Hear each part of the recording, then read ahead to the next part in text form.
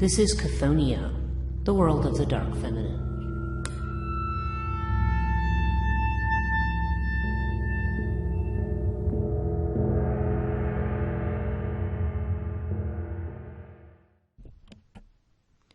Hello, and welcome to Chthonia, the podcast dealing with the dark feminine.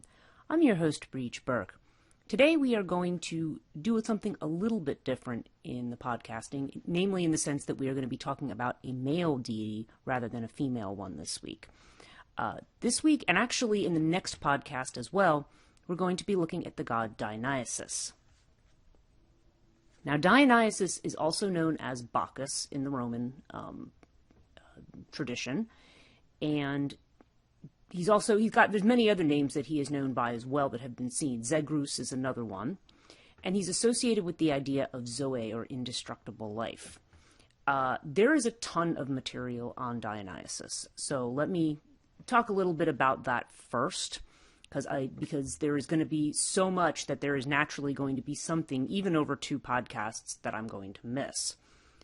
So what we want to talk about here, I'm basically dividing Dionysus into the god who is described by Homer, the guy who wrote the Iliad and the Odyssey, as far as we know, and how Dionysus is portrayed in what are known as the Homeric Hymns, which again, the Homeric Hymns are attributed to Homer. We don't know if Homer actually wrote them, but that's the attribution. So we want to talk about that picture of Dionysus and his background, where he comes from, and certain important points. In particular, we want to talk about, not only it's something that we know of his origins and background in this context, but why we would talk about him in a podcast on the dark feminine. That's the point that people may be wondering about.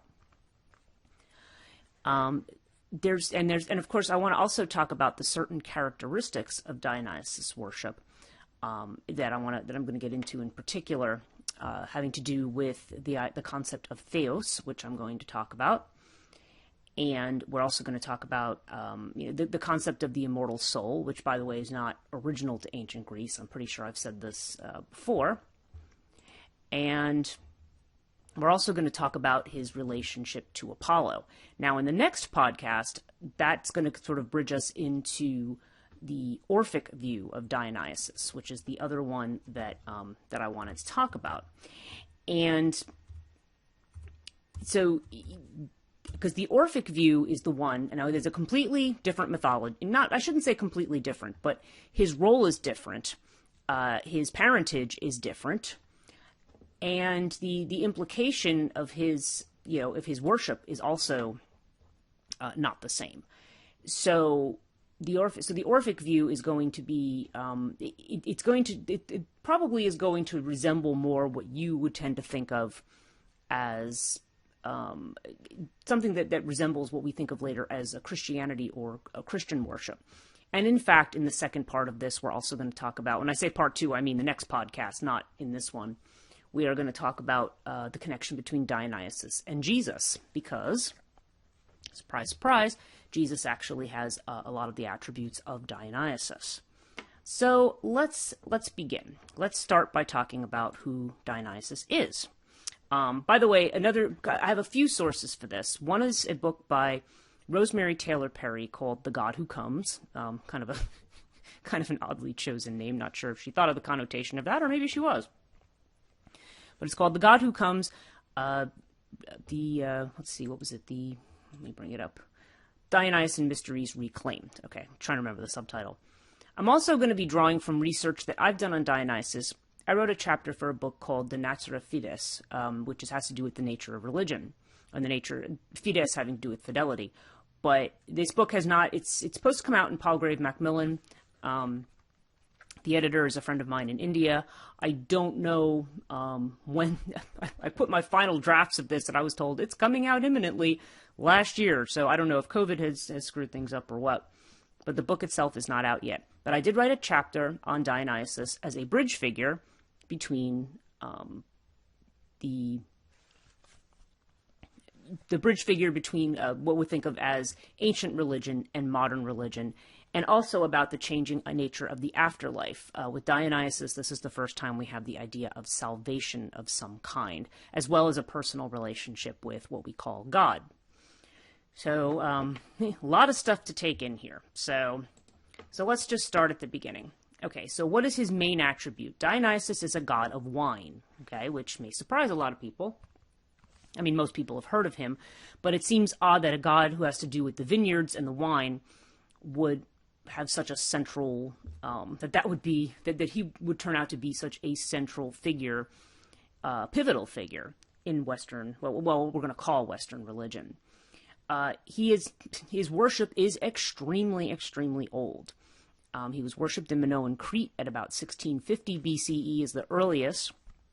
He is one of the deities mentioned in what are known as the Linear B tablets, which is basically, one of the oldest forms of, it's Linear B. It's a language that predates Greek, or anything in the Greek peninsula there. And it's mainly been translated as kind of a laundry list of offerings for different deities. This is the first place we see Zeus, we see Hera, and Athena. Dionysus is one of these very early deities mentioned here. And again, he has that association with Zagreus and with, to a certain degree, with hunting as well. And even though we see goddesses of the hunt like Diana/Artemis in the ancient Greek, Dionysus has his own connection with the wilds and with the forests. In fact, probably, the way that Dionysus is often portrayed, his particular followers are the people the types of beings who congregate around him are the satyrs and the, who are the half goat, half human types. They're very animalistic in their inflection. And of course the Maenads, who are they're his female followers, who are generally, they're just portrayed as being sort of ecstatic and out of their minds a lot of the time. They're very aggressive. They will aggressively attack people. They will take animals and tear them to shreds. The Maenads have a reputation for being very, very wild in their behavior. Okay. Now, his worship probably lasted until about the 5th century CE. So this was in the era Christianity had probably his worship died out as Christianity became the religion of the Roman Empire. Because that happened in the late 300s. They said his worship probably died out sometime in the 400s. Although, again, to say that his worship totally died out, I don't think any of these particular deities and situations, I don't think they ever fully died out. Okay. Now, the first evidence of Dionysus worship was probably on Minoan Crete. Okay. And if you're familiar with ancient Minoan civilization, the temple at Knossos that appears in, that is a great archaeological find. And there's a lot actually on the temple of Knossos when it was originally uncovered. There's a lot of inaccurate information about what was found there because a lot of it was interpreted. This was early 1900s. There's a lot of interpretation about what the statuary that was found there, the religious symbolism. Never a good idea in archaeology to try to, or even anthropology, to try to make too many assumptions about what a lot of the symbols mean. So that is one of those areas that you may find a lot of mistakes. But rather than sidetrack into that, it's just simply worth noting that this was a very old civilization.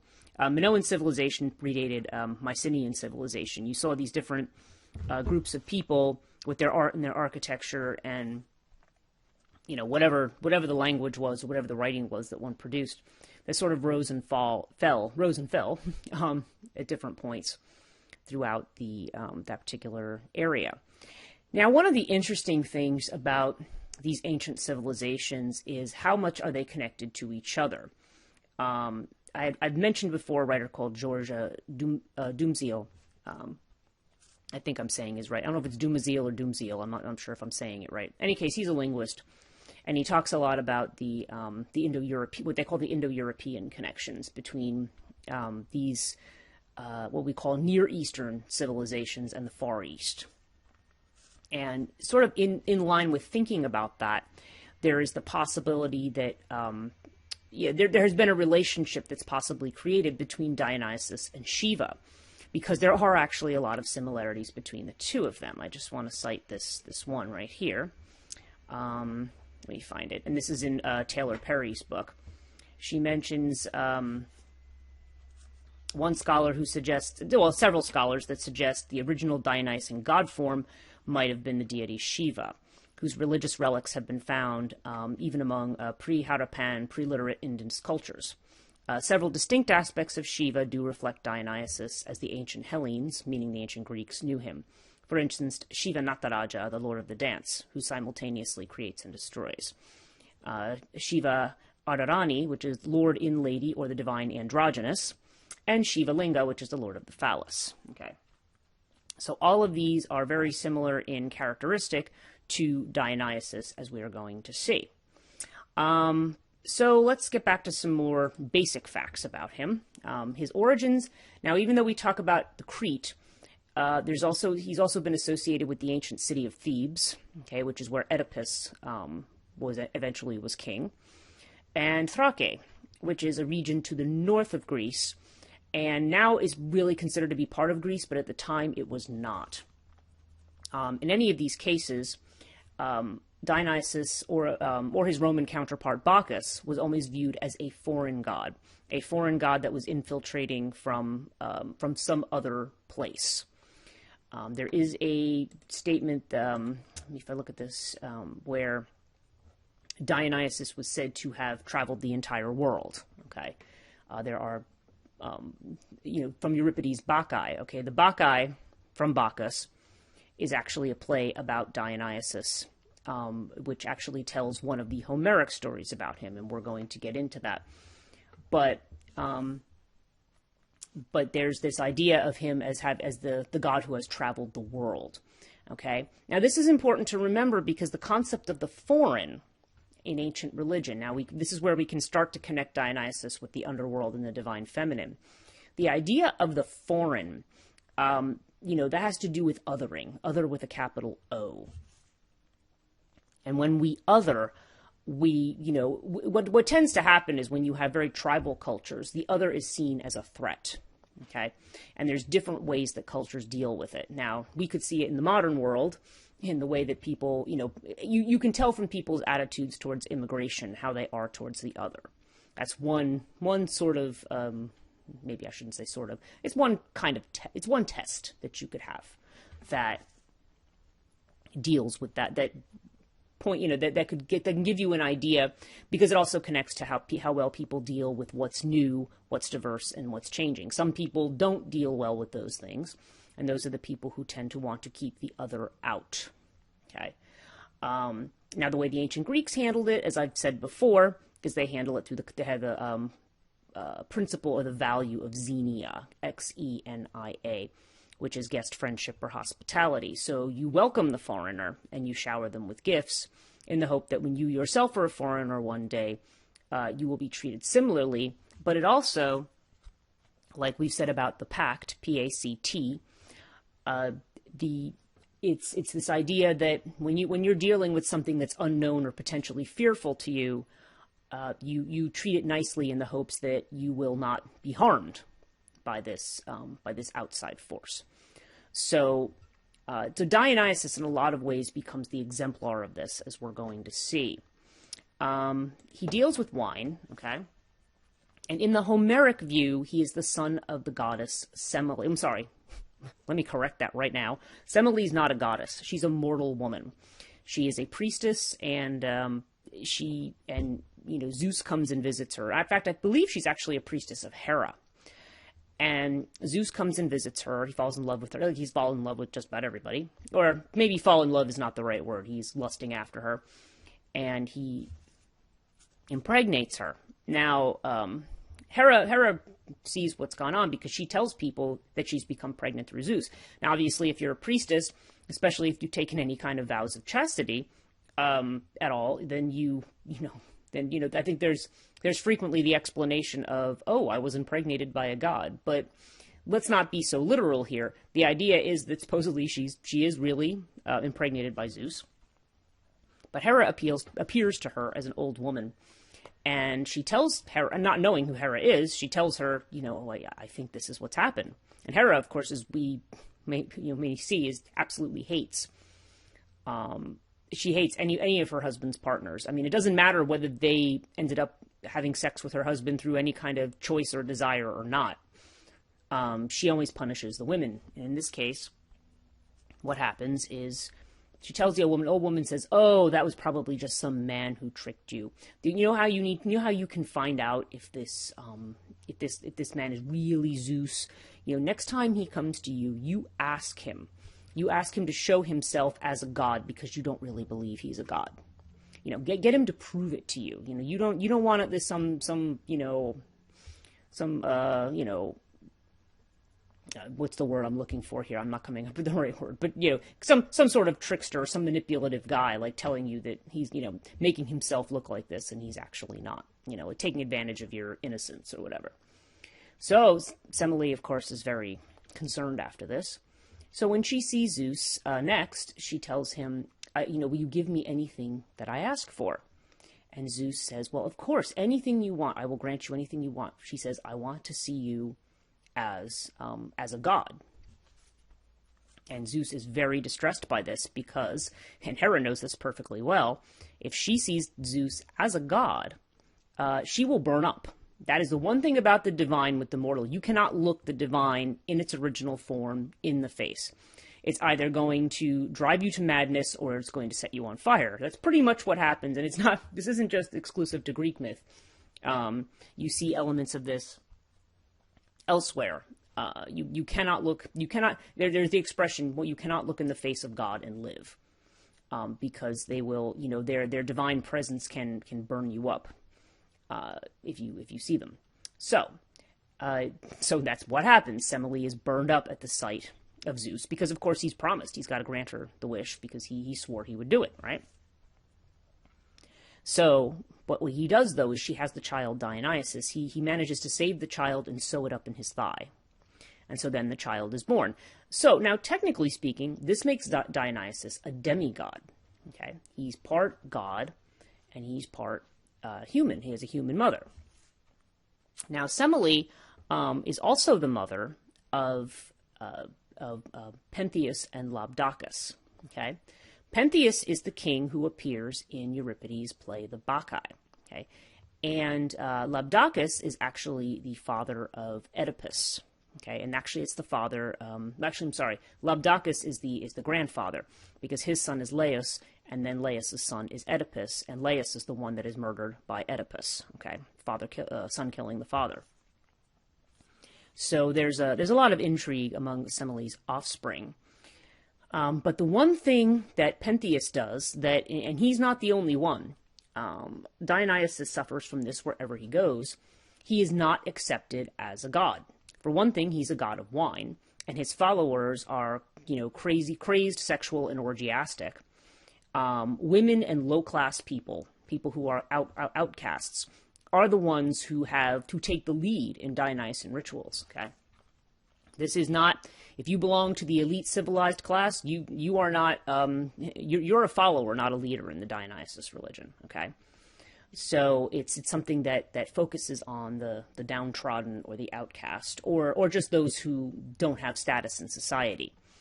One other name of Dionysus in Rome is Liber, okay, Liber, which we know is the root of the word liber, from liberty or freedom, okay? So the idea is that the drinking of wine and the worship of Dionysus is freeing. You are actually you're set free from the confines of society and of social expectation, okay? So Dionysus is a very dangerous deity in many ways.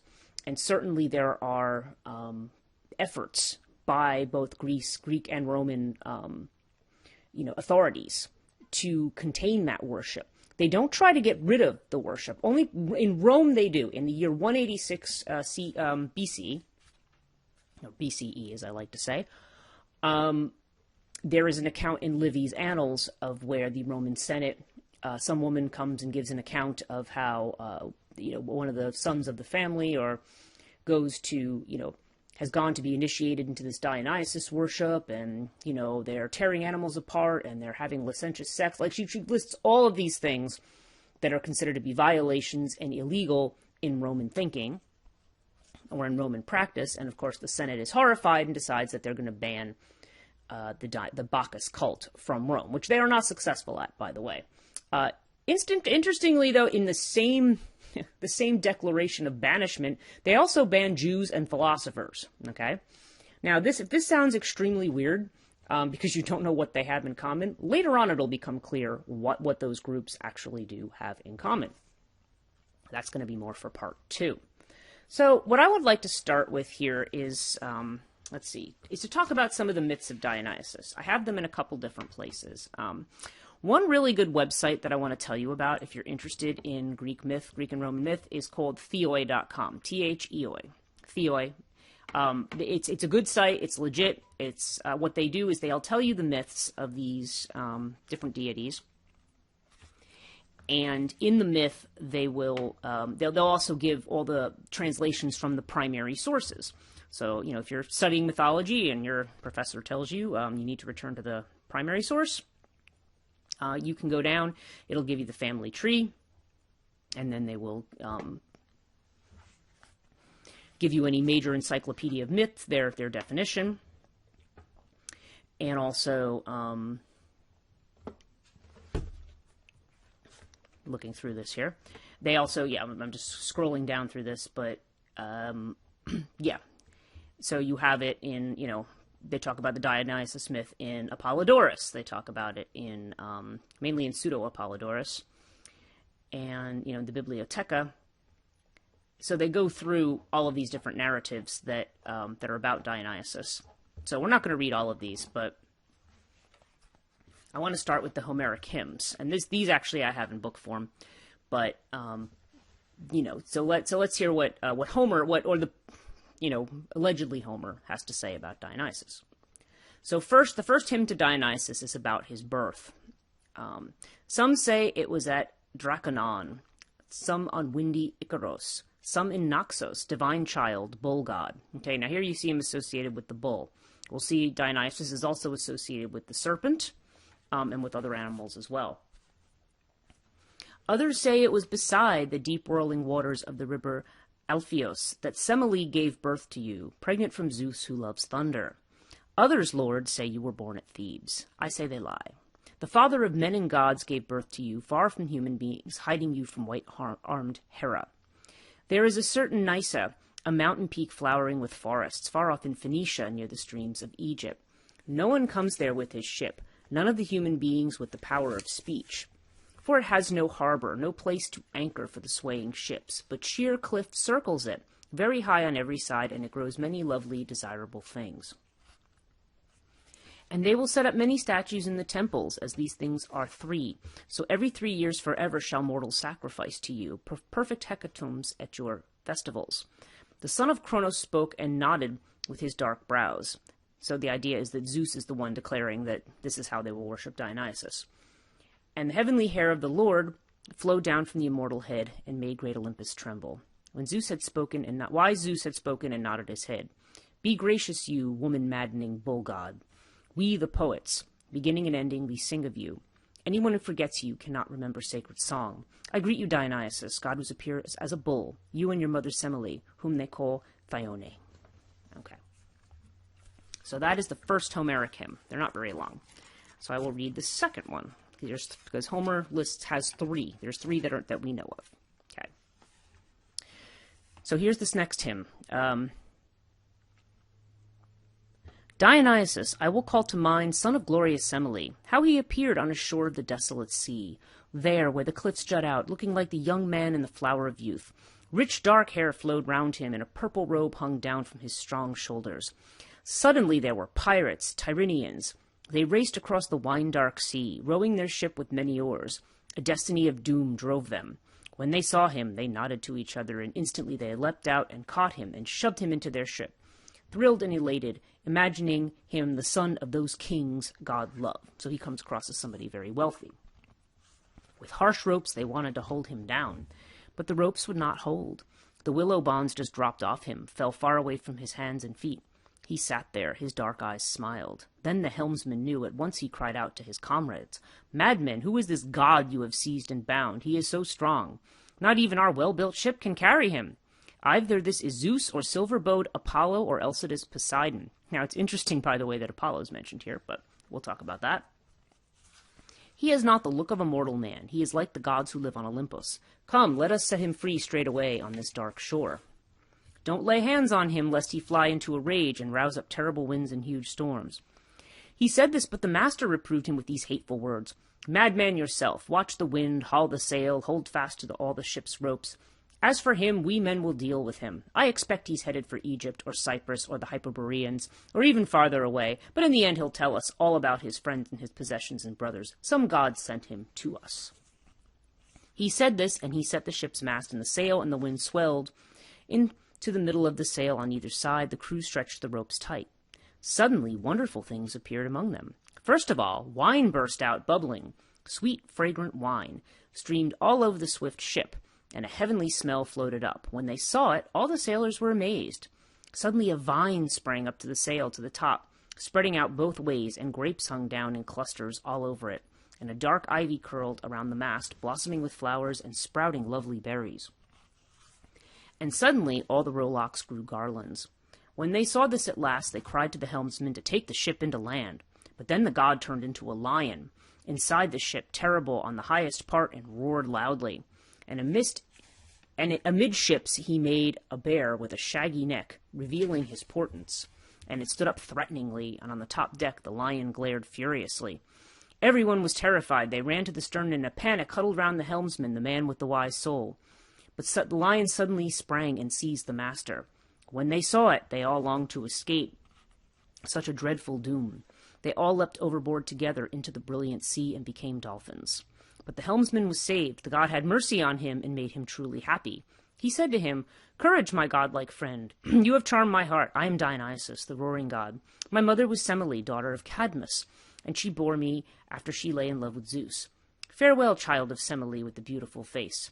Anyone who forgets you forgets how to compose sweet song. Okay? So here we see also this association of Dionysus with creativity, with the arts. Nietzsche actually talks about this in his juxtaposition of Dionysus and Apollo. But again, I'm going to save that for a little bit later. Now, so the last hymn to Dionysus that Homer has is hymn number 26. Ivy-haired, loud-roaring Dionysus, I begin to sing the brilliant son of Zeus and glorious Semele.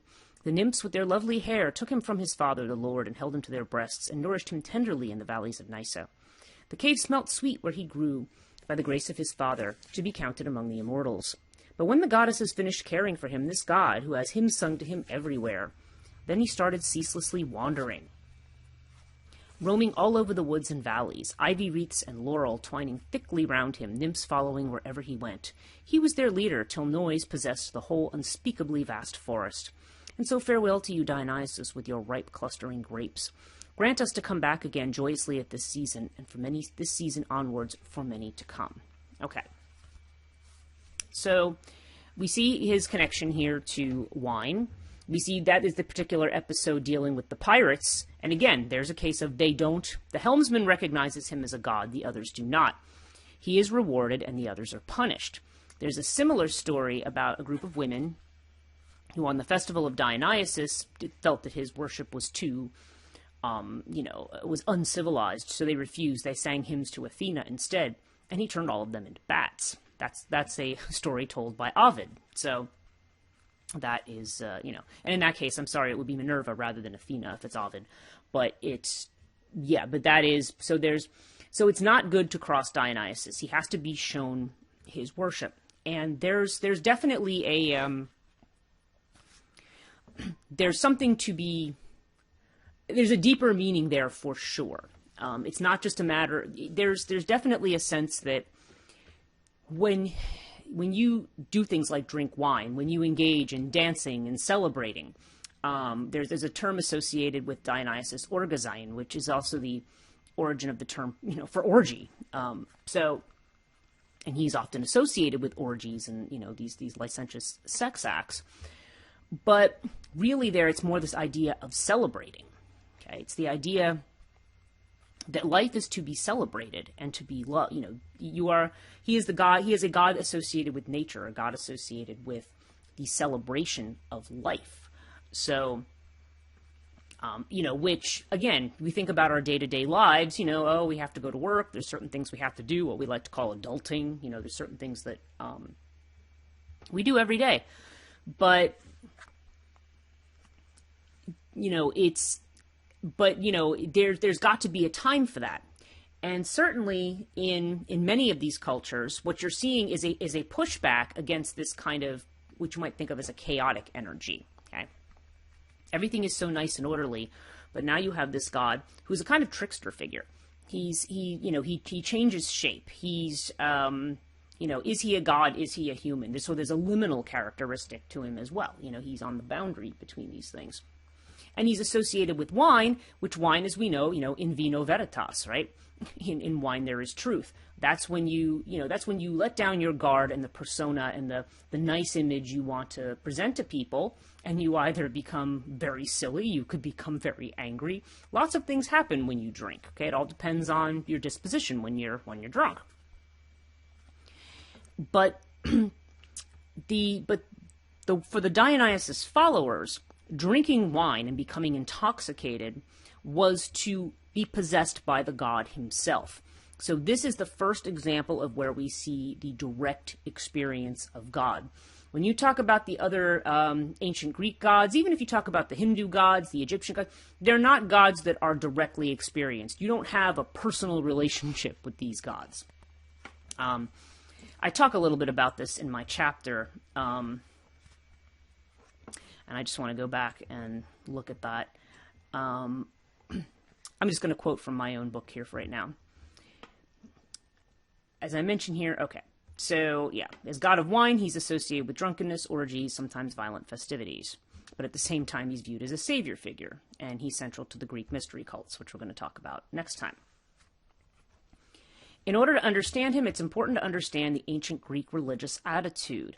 In our modern Western conceptions of religion, we think of one God who is good and just. And weirdly enough, I'm just going to say as an aside here, it was Dionysus worship that kind of was part of what led us to that. But again, I don't want to jump ahead. He conquered, and of course we think of God as conquering evil and death, especially if you take a Christian view. In our modern Western conceptions of religion, death may be a time of judgment with rewards for the righteous and punishment for the wicked.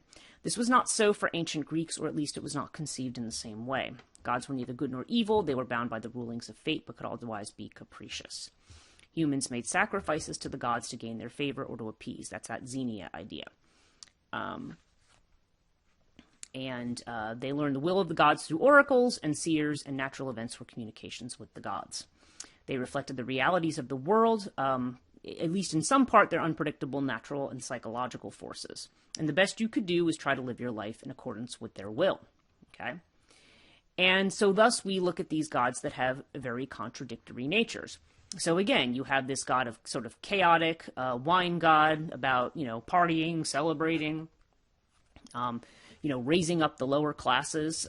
You could, from the point of view of order versus chaos, people could tend to view that very negatively. And in fact, by the time we get to the Christian era, when we start to put these concepts of good versus evil into play with terms of, being quote unquote sinful or, obedient to God or whatever, obedience, order, submission, sober behavior, thoughtfulness. These are all the things that we value. And we treat these other things like, letting our hair down, partying, enjoying things, drinking, having sex. All of these things are assumed to be, sinful, right? And as we notice, he is a god of wine. So he is associated with agriculture, with the vine, and thus, in this case, with the Earth Mother. Okay, he is complementary to a goddess like Demeter, who is was a goddess of wine, of the earth, and she is the one who has taught agriculture. She had more to do with the grains, and he had more to do with the vine. I was going to say something about this personal experience of God. This is from Carl Jung's Answer to Job, and I'm going to quote it here directly. The essential difference between Yahweh and the all-ruling father Zeus, who in a benevolent and somewhat detached manner allowed the economy of the universe to roll along on its accustomed course and punished only those who were disorderly. So there's the key. gods like Zeus and the other Olympians, generally speaking, are detached. They're not involved in human affairs. They're transcendent. Okay, they're not, and really Yahweh is too. But we'll talk about this. Zeus did not moralize, but ruled purely instinctively. He did not demand anything more from human beings than the sacrifices due to him. He did not want to do anything with human beings because he had no plans for them. Father Zeus is certainly a figure, but not a personality. Yahweh, on the other hand, was interested in man.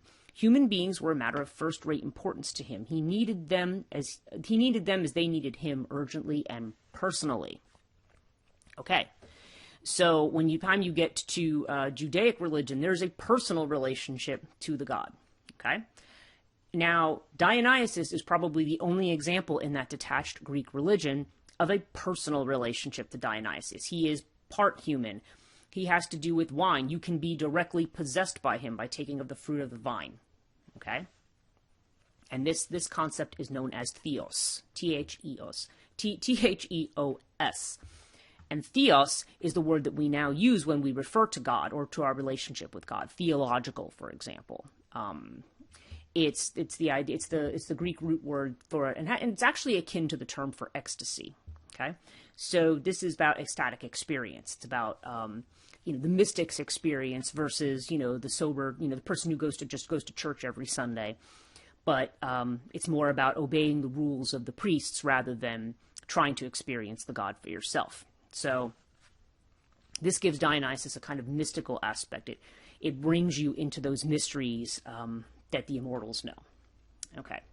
So I say here, if you can rely on this distinction, the direct possession of the worshipper to the god in Dionysian rites by drinking wine may be the first kind of personal relationship to God.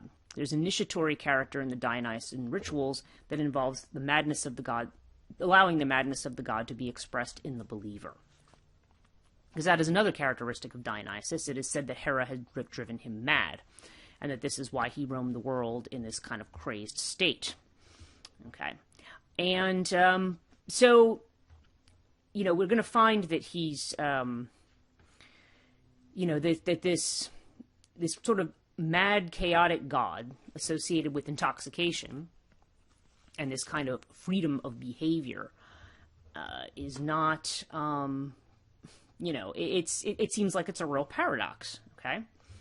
So, talking about a little bit about the paradox here, I mentioned, again, in my chapter, Dionysus' two half-brothers are Pentheus and Labdacus, okay?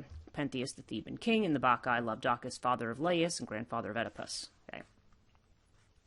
What both half-brothers have in common is their rejection of Dionysus' status as a god with fatal results, okay? Pentheus is actually torn apart by his own mother in the rituals, in Euripides' Bacchae, because she thinks she's attacking a wild beast, but it's actually her son, who, by the way, who's been dressed up as a woman, because there's this very androgynous nature to Dionysus, which is also part of his connection to the feminine. Whether Dionysus has origins in Crete or Thrace, he is still portrayed as a god coming into Greece, an outsider. Okay, it's not his semi-divine genealogy that makes them question his divinity, it's his quality of attribution. Wine causes drunkenness. Dionysus' rites were wild, drunken, and orgiastic. Lowest classes were raised up, and it's not difficult to see why disorderly nature was viewed as a threat. His chaotic foreign nature was respected, but Greek society had became less tribal, and was more urban, and there was a need to tame those disorderly characteristics. Now, how did they do this? Well, in Dionysian worship, this is the origin of Greek comedy and tragedy. This is where you originally get theater from. Because now plays were put on in honor of the festival of Dionysus. And in these plays, I remember uniquely in Athens in particular, when they had the yearly festivals of Dionysus, first of all, you would have playwrights who would compete, okay, to write to win a competition for the best play, best tragedy, best comedy. And of course, people dressed up. So in other words, there's that liminality. You put on a persona, you become a different person when you get on stage and you're in theater. And those were the only theater productions in Athens, okay? Because normally, again, there's a lot that was reserved for Athenian citizens, okay? You had to be a citizen of Athens, and if you were a slave, a woman, or a foreigner, you did not have the same rights as, other Athenian citizens. However, foreigners and slaves were both permitted to perform in these plays during the Dionysian rituals. It was also permissible to be critical or poke fun at whoever the ruler was of Athens at that time. Whoever the king was, or whoever, was the head of the, whatever sort of, whoever the ruling class was of society, it was permissible to make fun of them and to openly mock them. Okay, because there's this need to, we see it in other religions. You see it, for example, in the god Loki in the Norse, who frequently mocks and angers the gods. You have it in the Heyoka of the Native Americans, the mocking shadow of the creator god. This idea of this kind of trickster god who just basically mocks the seriousness and authority of the other one, making fun of them. Which is something you might do when you're drunk too. You might be less inclined to show that level of respect. So there's a respect here for disrespect, as it were. And unfortunately, that was taken out of religion. That had been part of religion for years. Even in the Christian era, when you got up to the time of the medieval time, the medieval carnivals and so forth were also very much in this same spirit. And they were mocking of church authorities. You'd either get a donkey or you'd get a small child and they make them into pope. And, like they declared them pope for a day or whatever. And this, and again, there was this drunken revelry, which the church eventually said, no, you need to celebrate feast days and things, with sober reflection and prayer. And Carl Jung's comment on this was, that by doing that, they threw the gates to hell wide open. Now, interesting thought, right? But it makes sense because, this is to try to get rid of that disorderly part is to deny an entire part of human nature. It's to try to say that these impulses are not there, or that somehow they have to be eradicated or gotten rid of because they're corrupt or they're wrong. And this goes back to the kind of biblical idea that nature is corrupt, that humans are corrupt. We are also going to see where that originates in, the other story of Dionysus, which again, next podcast I'll talk about that. But there's this idea that, there's a side of your nature that you need to cultivate, and you should either be ashamed of, you should suppress, or get rid of the other part. And the Dionysus rituals were a way for these civilized societies to express that part.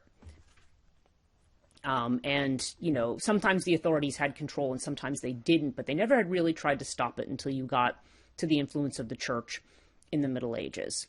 And I would argue that was absolutely the wrong move. You need that outlet. You need to have validation of that part of you, because otherwise that part of you, in Jungian thinking, then that part of you takes over. Okay? It's unconscious now. Now you are the good moral person. I don't do these things. You over there, you do these things, but I don't do these things. And the fact remains that a lot of times, you will see this a lot in evangelical communities where they will, for example, rail against homosexuality, and then you find out they're participating in gay orgies. Things like that. And again, not saying there's anything wrong with homosexuality or gay orgies, but if they're taking the attitude that that's sinful, they're actually participating in it, but now they're trying to just hide the fact that they participate in it. So they become a hypocrite. And sometimes they do even worse things. Sometimes they actually rape young children and do other things because they have pushed it so far back and decided that they are such a, rationalized that they are such a good, upstanding, and non-sinful person and Jesus loves them or whatever. But then, that other part of them ends up taking over, and their actions end up precluding that. I mean, they end up doing things that are much more horrible than the person who, maybe they're not necessarily accepting of that part of them, that, of different, whatever thoughts and feelings are not deemed to be socially proper in that particular context. But they, so they end up acting out in ways that are actually very harmful to other people, because they're not properly acknowledging it, validating it, and giving it an outlet. Okay. And people are far more complex than this division of, of good and bad traits. And so that also ties in with the theme that that I like to talk about in this podcast, which is, you don't want to take this idea that, there should not be this split down the middle. You have different aspects to yourself. They flow into each other. They should be integrated with each other, not one pushed away over to the side and the other one, cultivated because people tell you that that's what you should be. Okay. All right. So we're talking about these paradoxes. Now let's talk specifically about why Dionysus belongs on a feminine podcast. Well, we've talked about some of it. We've talked a little bit about his connection to, first of all, his androgynous connection, his connection to agriculture and the Earth Mothers. In fact, Rosemarie Taylor Perry does make a very specific statement about that. Let me find it. Yeah. She says in her book, and she says in the section called The Dionysian Archetype Over Time, and it's on page 12 of that book, which is also published, by the way, by Algora Publishing, the same one that publishes my book, Death and the Maiden. She says, I conjecture that the worship of the god who has been named so many things by so many people is the oldest and most continuous form of worship in the world, aside from the worship of the Great Mother, to which it is complementary. Okay? So she points out the fact that he doesn't spring from a Zoroastrian-type duality of good and evil. Good god goes by evil. She says the Dionysian god form appears to be paradoxical. She says they're presented in literal animistic terms, for example, being washed in the blood of the lamb. Oh, hey, where else have you heard that? Okay, but that is a Dionysian god form. But they are generally experienced by humans as part of the self, making them concurrently anthropomorphic. Lord of plants and animals, yet innately more than either. Such a god is also the reaper and the hunting animal master, the hunter of humankind. So there's that creative and destructive element. So that's how we see the connection to Shiva there as well. Dionysus, anciently known to be fierce and merciless protector of that which merits mercy, the unborn, the possible, the serendipitous, any helpless, voiceless being. And that leads into the other idea. Most mythologies of Dionysus, now you would think there's a god associated with, licentious sex and orgies and so forth, which, again, this particular author disputes that that's entirely what he, that was really the focus of what he was about. But he's, frequently you will see in certain stories, the first one that comes to mind is that of Theseus and Ariadne. Theseus is the one who defeats the Minotaur. There is a group of, when the Olympic Games were played between Crete and Athens, one of the Athenian athletes, killed one of the Cretan athletes, and the king of Athens at the time had said that if one Athenian is guilty, we're all guilty. So what they did, on Crete, there was a monster known as the Minotaur. Now you can go look up the story of the Minotaur. I might have to cover it at some point because it's rather interesting. It has to do with a curse of Poseidon, but on the wife of King Minos. But so you have this half bull, half human creature that's placed at the center of this labyrinth that's built by the architect Daedalus. And what they do is send a tribute of 10 Athenian young people every year to be devoured by the Minotaur. Okay, well, not every year. I don't think it was every year. I'm forgetting how many years. I don't know if it was. I can't remember if it was every 10 years. But there was a regular tribute that had to be paid. And Theseus, who was the prince, he actually went on one of these. But his goal was actually to slay the Minotaur. And he does so with the help of Ariadne, who is the daughter of King Minos. She gives him the thread that he uses to find his way to the center of the maze. And she, of course, is in love with Theseus, and she wants to marry him. And he actually intends to take her away with him. But then Athena appears to him and tells him that he has to leave. He has to leave her. He has to go. And so he takes off and leaves her on the shore in the middle of the night. And she's devastated when she wakes up. Here she is. She's probably, made love to him and everything. So this puts her in a difficult social position because, there's this idea that she's done that because they are to be married, and then, of course, they're not. And Dionysus supposedly comes along and marries her to sort of rescue her virtue. There's also stories of Dionysus rescuing women from rape. So he is a god who actually is very supportive of women and femininity. And again, he's considered to be a very androgynous god himself. Women are very attracted to him because he has a very feminine look to him, but he's a male god. So he is a god who is on the boundaries. That connects him to the underworld, that connects him to the Earth Mother, connects him to all of these things. Now, she says specifically about the Dionysian god form, this again, Rosemarie Taylor Perry, god forms of this type are often portrayed as adherents or defenders of the divine feminine, and can be found in the company of female worshippers, goddesses, or their own mates, without whom they are incomplete, and upon which they rely in order to fulfill their multiple roles of divine child, bridegroom, father, savior, or reborn one. Sensuality, too, is a Dionysian trademark. Usually a paradoxical sensuality, at once childlike and ravaging, remarkably androgynous, yet undeniably masculine in its expression. So Dionysus represents that synthesis of the masculine and feminine, okay? And the synthesis of, there's a freedom, there's a liberation there, where one is not split apart. One is not expected to be in a particular role. So, so we definitely see this connection here. The third particular connection that I have here is the connection to the idea of the immortal soul, which we're going to talk a little bit more about in the next episode. But the idea that because initially, again, the Greek idea of the afterlife, and I say again because I say this pretty much in every podcast, but the ancient idea is that, death is the great equalizer. It doesn't matter who you were in life, everybody just goes to the same place. There later became the idea of the Elysian Fields, which, by the way, is not the same as having immortal life.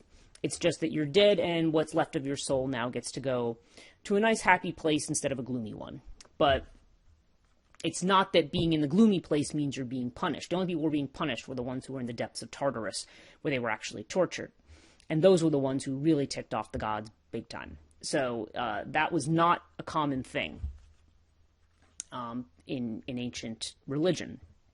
There wasn't this idea of immortality after death. And if you want some evidence of that, look at the Odyssey's book on the Nicaea. I want to say is that chapter 11 of the Odyssey, where Odysseus descends to the underworld to talk to Tiresias, along with Curator.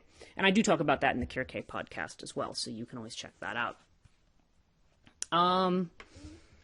So what happens is, and then as we're going to find out in the Orphic myth, that Dionysus also has a lot to do with the immortal soul, because he's connected with these mystery cults who learn to not fear death because they now have control of the afterlife. They have the secret password or whatever that will make them be able to go into the better part of the underworld. And this later, as the whole idea of the underworld shifts under the Neoplatonists and even the Middle Platonists, just like with Hecate, where everybody gets moved up to the sky. Now you're starting to have a whole different idea of the afterlife, where you have the moon as kind of an intermediary space and the sun sort of being where the gods are. And then you have, so you have this now the underworld is moved to the sky. So now you have this cosmical underworld, and it ends up taking a much more rationalistic turn. It becomes more about judgment after death, even though you do see that idea appear among the philosophers like Plato beforehand. It's, now we're looking at this different conception of the underworld. We're flipping people around, flipping their roles around. And, it's kind of in this context that Dionysus ends up becoming a kind of bridge figure. Okay, the last thing I just want to cover in this particular podcast, and again, I'm going to cover the rest of it next time in a part 2, is the idea of Dionysus and his connection to Apollo. Okay, so I'm going to open up my own chapter on this because I cover this pretty thoroughly. So Apollo, of course, now Helios is sort of the original Titan god associated with the sun. It's the chariot of Helios that rides across the sky. But Apollo also, he became, as the cult of the Olympians took over in Greece, Apollo began to, he was considered, he's sort of in a lot of ways, he seems to be the reverse of Dionysus. He has to do with order, civilization, poetry, although, again, they talk about the idea of Dionysus as a muse, so there is a commonality there. But now we kind of get into the Nietzschean idea of the Apollonian versus the Dionysian. And I'm going to talk, let me just read to you what I have here, because I think that's going to be far more organized. Okay. So I say here, why the Dionysus worshipper was possessed by drinking wine. The Pythia, Apollo's visionary priestess who gave oracles from the god to seekers, was also subject to a kind of possession. Dodds, that's E.R. Dodds, who wrote The Greeks and the Irrational, compares the Pythia's stomach breathing to that of mediums of the late 19th and early 20th centuries. Seers and poets were possessed by gods who gave them oracles, or by the muses who inspired both poetry and memory. While Apollo and the muses could be directly experienced by these select people, anyone could directly experience Dionysus. Walter Burkert noted the antithesis between Dionysus and Apollo, used by Nietzsche as the essence of Greek history and art. And as to quote him, there Apollo and Dionysus are not only brothers, but they also always have other gods besides them. Nevertheless, the two were often set in relation to each other. Several black figure vases place Apollo on one side and Dionysus on the other. William Guthrie tells us that when the mythical Orpheus follows Dionysus, he's enraged at the singer's connection to Apollo and has him torn apart. So that's another story of Orpheus, the very talented musician who is mainly known for going to the underworld to rescue his wife, but he ends up failing. I mean, he does get Hades and Persephone to release Eurydice, his beloved, who dies too young, but then he makes the mistake of turning around and she's lost forever. So, but Orpheus is also associated with the Orphic hymns, with the Orphic mysteries of both of Dionysus in particular, and he is supposed to be the founder of the mysteries of Dionysus. But that again we'll save for next time. So thus Orpheus himself has both an Apollonian and Dionysian connection. Guthrie theorizes any human who may have been the basis for Orpheus might have been a priest of Apollo. Later, when taking mystical initiation in the Dionysus cult, he may have reformed it to make it more Apollonian in nature. Yeah, and that's part of the bridging there. Okay. In addition, both were associated with the sun. Olympiodorus speaks of Helios, who, according to Orpheus, had much in common with Dionysus through the medium of Apollo. And according to Proclus, Orpheus makes Helios very much the same as Apollo and worships the fellowship of these gods. In the Odes of Horace, which were published very close to the beginning of early Roman Empire, 23 BCE, there's a hymn to Bacchus that mixes Bacchus and Apollo very clearly, where Bacchus in some points is referred to as Apollo. And it makes sense that Dionysus would be associated with the sun, and because in Orphism he will be considered the successor to Zeus, who increasingly becomes associated with the good and the light in an almost monotheistic sense. So, a little teaser there for the next episode. Okay. The Platonists and their successors recast the sun as the place of salvation when the underworld is moved to the sky in their celestial vision, and astrology became the means of knowing the will of the gods.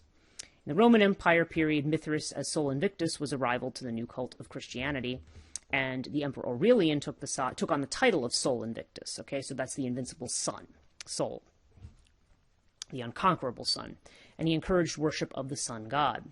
Okay, and at this point you start to see where there becomes an overlap between Christianity and sun god worship.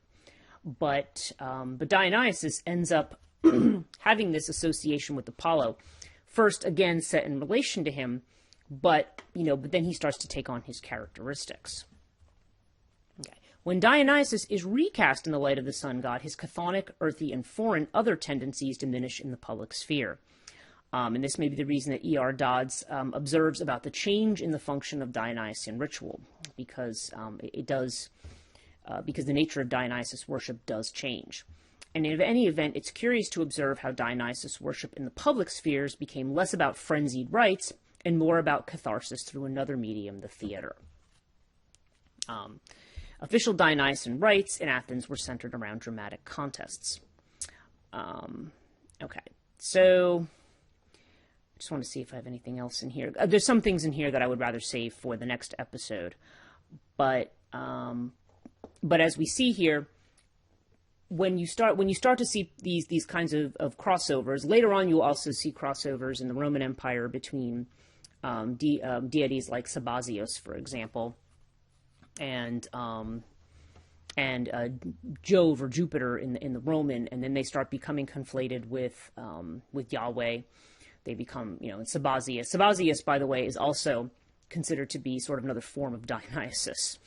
So you have this period of the Roman Empire right around that time, early Roman Empire, first Emperor Augustus, and into what we think now of as the early Christian era, which, you had the Christian persecutions and so forth, through the 100s and the 200s, and then Charlemagne eventually, no, I'm sorry, it was Constantine, not Charlemagne, who declares it the religion of the Roman Empire, but that's around the 380s. So it's much later, and in that period of time, there's what they call a great syncretism. Anyone familiar with the Greek magical papyri sees how you have this combination of Persian, Egyptian, Greek, Roman, and probably a myriad of other cultures where gods are interchanged and used their function and their associations are overlapped in these kind of magical texts that they use, these kinds of spells and things that they would cast in the names of these gods. And and again, that's a period of, syncretism is when you are in a place that is more diverse, when you're in a place that is, when you're in an urban center where you have people coming from different places. It's not like these little rural communities where everybody knows each other, and, which is much more tribal in its way. The more diversity you have, the more you're exposed to new ideas, okay? So, in this exposure to these new ideas, people start taking the ideas of their new neighbors and so forth, and they and then religions start getting kind of mixed together. Ideas that are found to be in common or perceived to be in common between them end up, making these new versions of these religious groups that, for example, ancient worship of Cybele or ancient worship of like the Mithras cult, which also came from the Persian regions, the Macedonian Empire, and came into Rome. As all of these, as Rome's empire grew, they had a variety of people with a variety of beliefs, which is why eventually you got to a point where they said, well, as long as you worship the emperor, worship whatever else you want, because because the idea was that all these different groups were coming together, and they were sort of like mixing and matching and becoming new versions of those religions, or new religions entirely, in that environment. So it is in this environment that Dionysus Bacchus ends up being subsumed into some of these other cults, including the Christian cult of Jesus. So we will, but again, and is eventually lost as that particular side of things becomes deemed evil and sinful.